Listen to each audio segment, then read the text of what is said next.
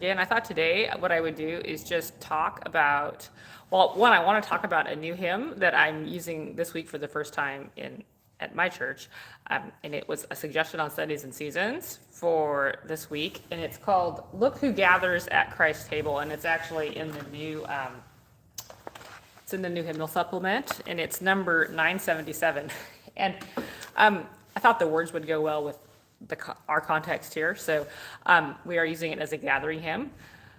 But what I found interesting about it, and what I want to point out, is some of the musical details. So if you're into music theory, this is what I'm going to talk about real quick. And if you're not, then take this as, I think this could be the tricky spot for if you have musicians who don't read notes really well, that there's a couple of measures near the end of this hymn that could throw them for a loop. So when I first looked at this hymn, like the opening part of it, it's in the key of D, and I thought, oh, I like the key of D, and it was pretty straightforward.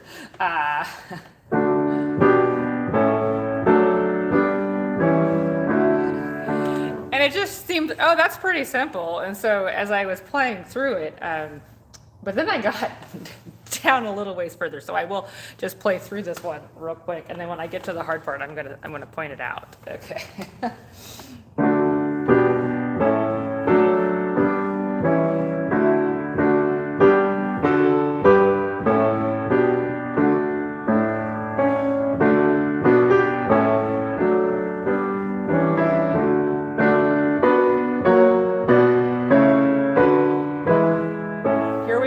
Now it gets it gets not what you're thinking.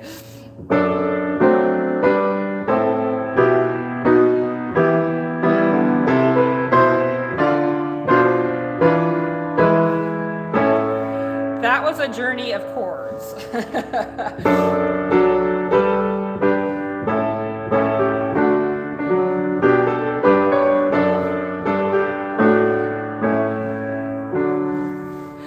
Now, I took a close look at those chords this morning, and I wrote them all out. So in the key of D, you got your D chord and your G chord and your A chord, and then, B minor is also good. And then, so if you have a song that uses just those, which the beginning of this does,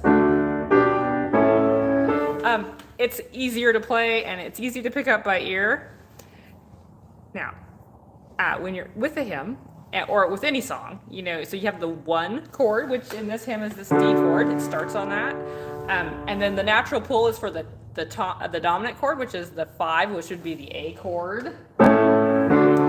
Is gonna pull back to that D, and that's pretty standard, the straightforward Western music hymnody. Well, in the middle of this, he ventures off. He's doing the 5-7, 5-7-1, 5-7-1 through several different keys.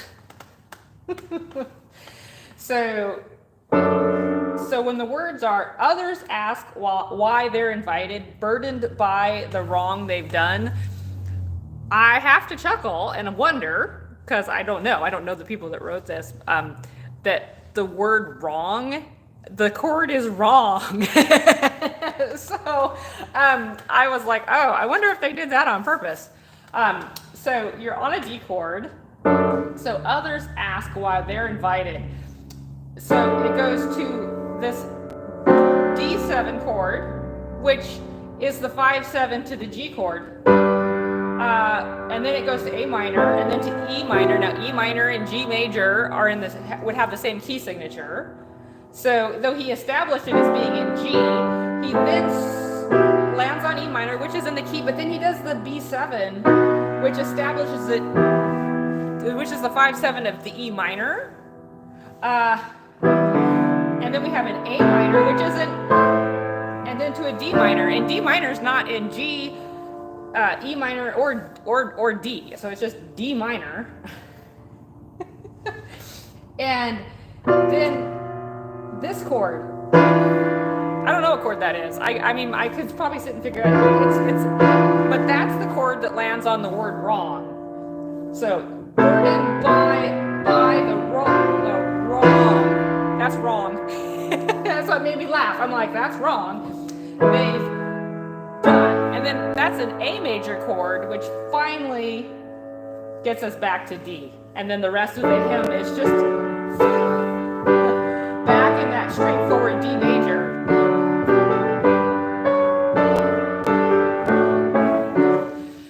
So that depending on the what kind of accompanist you have in your environment. So if they're note readers and like me, they can figure that out. But if you've got ear players, that's a tricky bit. That's a tricky bit. And I'm curious to see how well my congregation sings to it this week. So we'll see. So that's I wanted to start with that. But right now while I'm here, I was gonna look through the hymn choices for this week. And I'm just gonna kind of play one verse of each one, just to give an idea. And this is usually the first step I do when I start planning the music. So I usually start planning the music for next week on Friday, and I actually go through the song choices that are listed in Sundays and Seasons before I read the scriptures. So I go to church on this Sunday, and I listen to what Pastor Scott's talking about, and then I kind of like see where he's at, and then I get home Sunday night, and I kind of solidify my choices based on what was going on this week, and we've been working together now since 2011. So, geez, this will be our 12th year. So we got a system. The suggestions for the gathering this week are Rise, Shine, You People, Gather Us In, God Whose Almighty Word, Lord of Light, and Christ Whose Glory Fills the Sky. So I don't always go exactly with how they, put them exactly where they say, but I do always start there. So, and I always kind of look at each hymn. So 665. I've played these enough times now, I kind of know what it is. So if I just play through this one.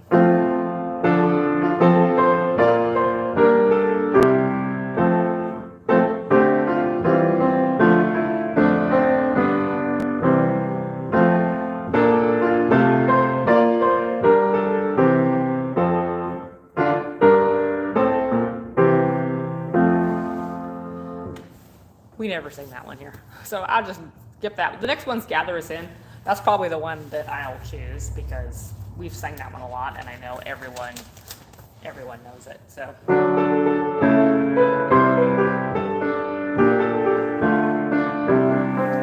I'm pretty sure everyone knows that one. God Whose Almighty Word.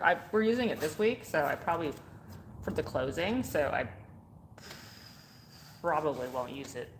No, I'm not using it this week. What am I thinking? It's very similar to synth. So God Is Almighty Word. We use this one a lot. I like this one.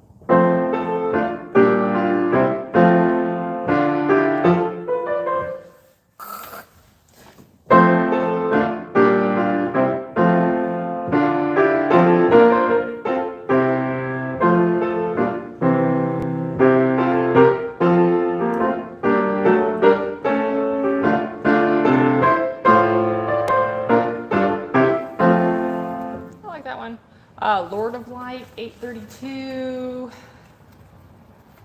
The tune doesn't come to me. Lord of Light, 832. 832. I don't think we've ever used this one in 11 years. I do think that this is the same tune, just looking at it. I haven't played it yet. Barbara Allen.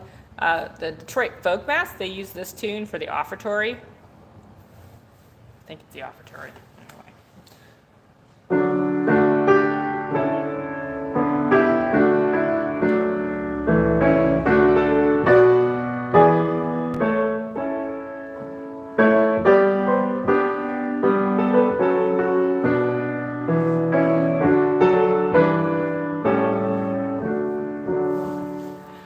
We never sing that one. If you do, you can let me know.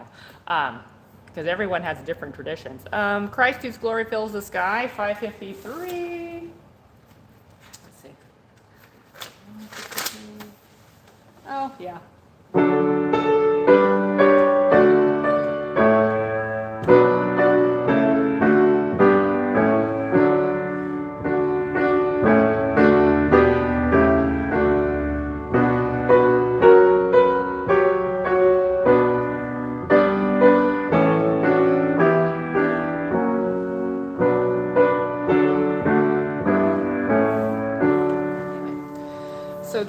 are the suggestions for the gathering hymn. So for the hymn of the day, the suggestions for the 5th of February are Christ Be Our Light, which is pretty common. We use that one a lot.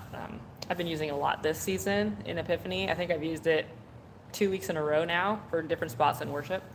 Go Make Disciples. I don't know, This Little Light of Mine. Oh, that's always a fun one.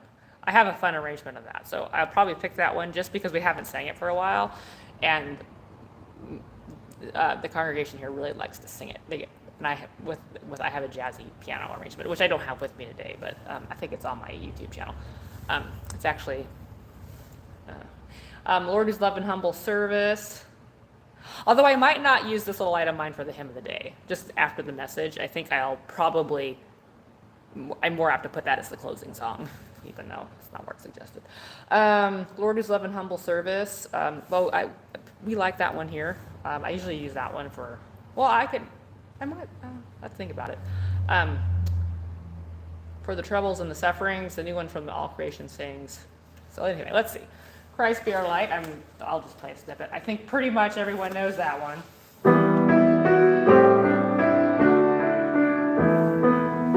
Right, everyone knows that one. Go Make Disciples, 540. I don't know that one off the top of my head. I'm sure I've recorded it. I think, maybe. I don't know. So I'm going to be sight reading this one because this is not one I'm familiar with.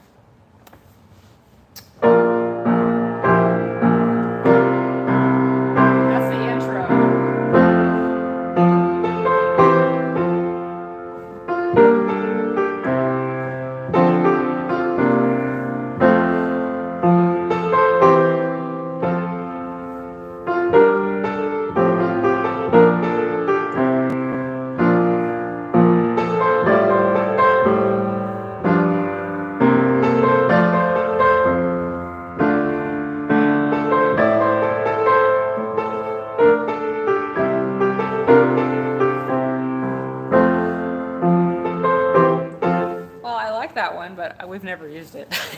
So I'm going to not be using that one. I got my phone just beeped. But that'd be good in a more contemporary setting, but we don't really do a lot of contemporary music here. This Little Light of Mine, I'm going to do that one. I'm not going to play it right now because I trust everyone knows that one. Lord Whose Love and Humble Service. Yeah, this one's at the top of the list. I like this tune.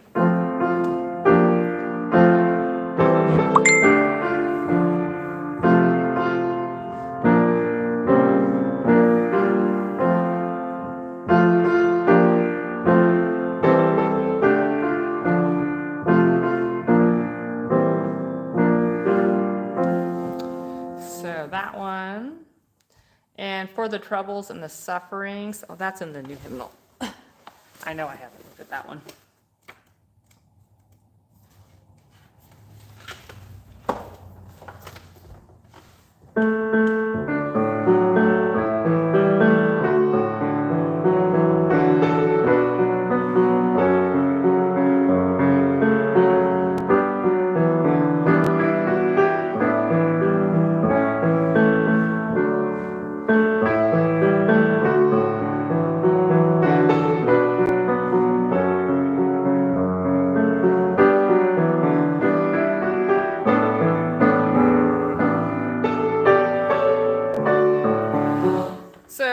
Recorded that one on my channel, but when I made it, I did an orchestrated version. I think the problem that you'll have with this one, if the person is just playing it out of the hymnal and they don't have a strong cantor or a choir to help lead it, is that in the piano part that's written, they haven't written all of the melody line. So the melody is.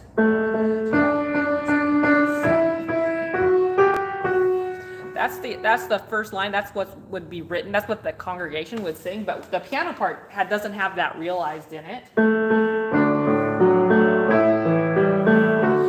So unless you're a pianist, either can combine the two parts, which, I mean, if they can read notes, it should be able to do, or you have a strong vocal lead. If they just are playing what's written here, then if the congregation doesn't know it and there's no one to help lead the singing, this one, they probably won't do very well with it. Just the way it's presented in the hymnal. So, it's my personal opinion on that. Communion, light shone in darkness. I've used this one quite a bit, not this year. I used it once for a season. I used it for offertory once. And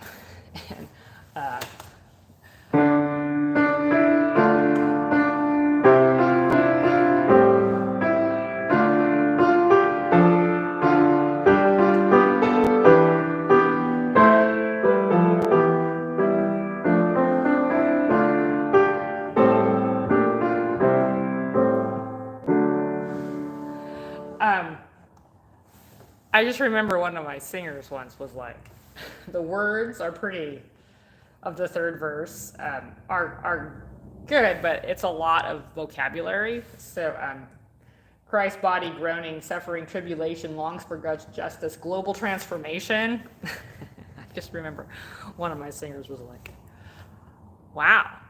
It's kind of like, what does that even mean? So, I mean, there's a lot there. That's a lot there. There's longing in our hearts. Oh, I actually have, this isn't the new one. I've used this one quite a bit. I used it during Advent quite a bit. I like this one. And I think I like this one.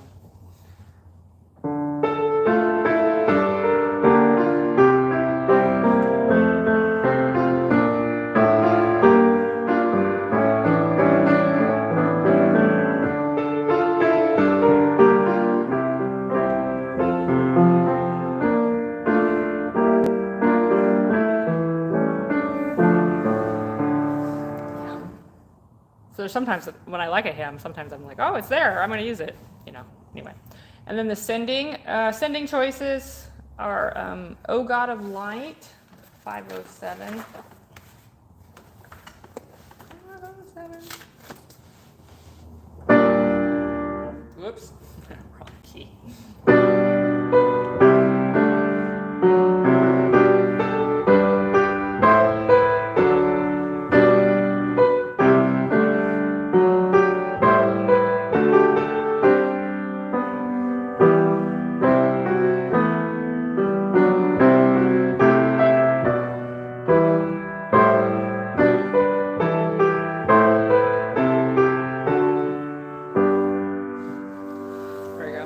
I've used that one a couple times. I haven't used it recently, and I'm probably not going to use it next week. We are marching in the light. I have used that one a lot in the past, but not so recently because since COVID, we don't have as many singers, and I don't have any really. Everything kind of blew up, and so right now it's just me at the piano.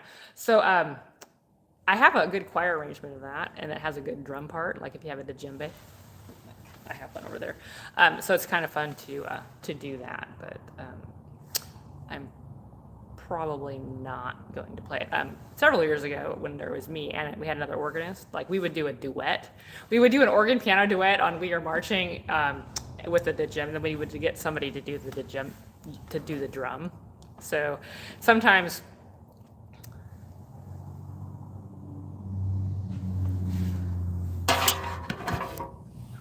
Let me look.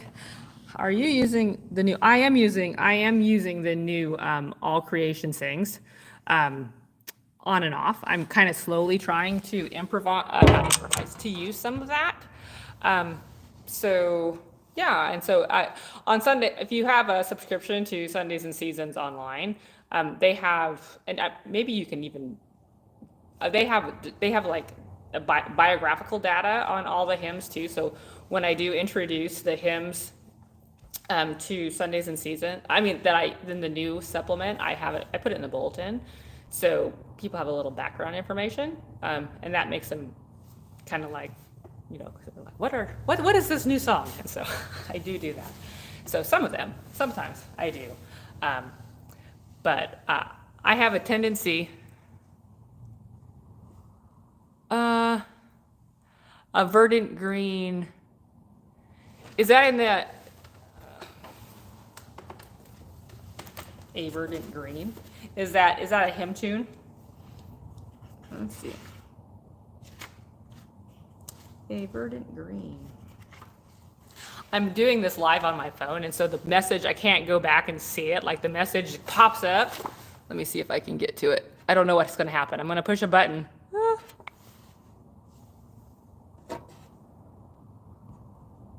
Let's see. I don't know how to get to those. Maybe that way? No? Ah, there we go. Okay. Let's try that again. I don't know how to work. I don't know how to work my chat yet. You know what? Carolyn Jennings did the translation. Carolyn Jennings. Oh, you know, what did she do? I just typed her name up this week because is that the one? Let's see. I'll look back here. Carolyn Jennings. 1068. Oh, the Earth Adorned in Verdant Robe. That one? I haven't tried that one. You want me to play it? I can play it. Let's see.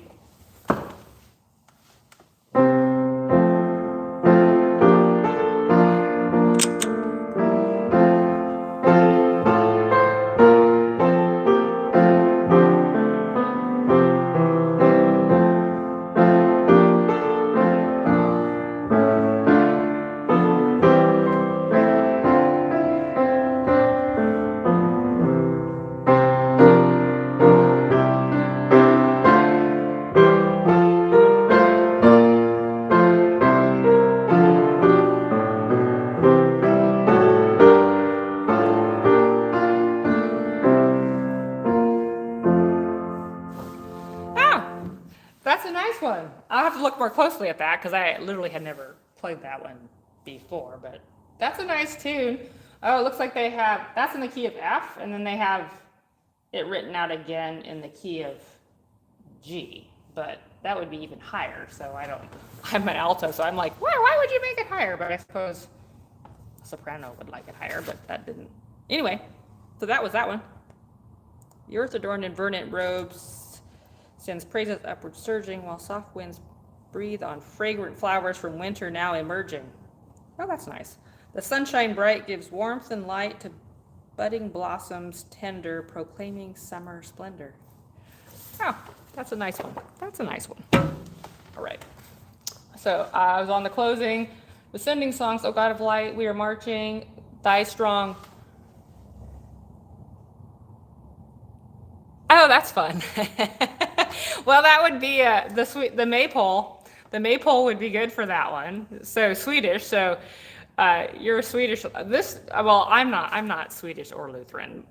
No, I'm Lutheran. I'm not Swedish or Norwegian. My husband's family is Swedish, but I live in a town that's Scandinavian. So this church was founded by Norwegians, but everyone's a little bit of everything these days. But when I was a kid, like this in town, like the Swedes and the Norwegians were always fighting. But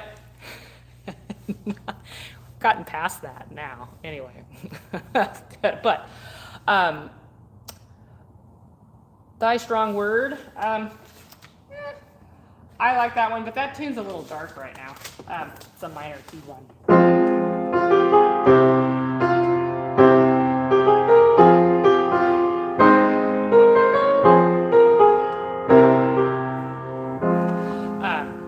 I like that tune. I like the tune. I actually like it better.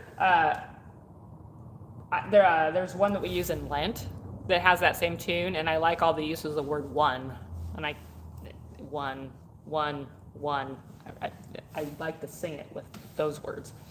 God be the love to search and keep me. 1084. Oh, that's the new one. 1084. Oh, this is by Richard Buxford Colligan. I like his psalms. Oh, thank you. Thank you. I'm just trying out this live feed. Just thought it'd be fun, but I have to come to the church to do it. And so I come to the church to upload our worship service on Friday mornings after I finish editing it all together. And so we got really good internet here, so I'm going to do kind of fun. Yeah, Richard, I don't know him, but I have quite a few of his psalm collections. I like his psalms.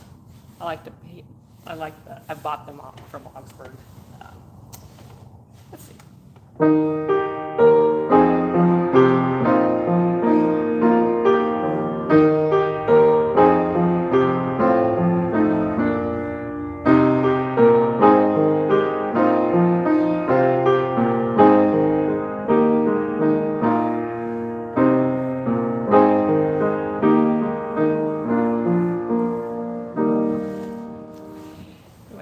So that is just a quick run through of some of the choices, or the main choices for the assembly song from Sundays in Season. So that's always where I start. And then some weeks if I'm not happy with those, or if we're doing something else, I dig a little deeper. Sometimes I just go on to our Sundays in Season subscription online. Right here I just have the book, which is good to start.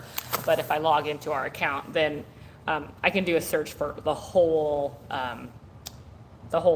day. Like I might just type in lectionary 5 or whatever it is on the 5th, and then look at everything that pops up. Sometimes I find a real obscure one. And then there's another site. I have a couple other sites I go to when I'm trying to figure out if this doesn't seem to work. But I'm gonna go now because I have to go grocery shopping, and I've been on here for 26 minutes. And it was kind of fun. I'm glad some people, at least a couple people, interacted with me. So, and I recognize your names, and I know you've commented on my videos often. So anyway, so it's a real time conversation. So that's kind of fun. Anyway, I hope you have a good week, and I might try it again next Friday, just around the same time. I don't have an exact time because it just depends on what time I get here, but before noon, before lunch. And I'll go through another week's worth of music and take suggestions. Hi, Jimmy in Green Bay. Okay, Swedish Lutheran. Now I have a name to the Swedish Lutheran bit. Anyway, I'm gonna go. I'll chat to you guys all later. Bye bye.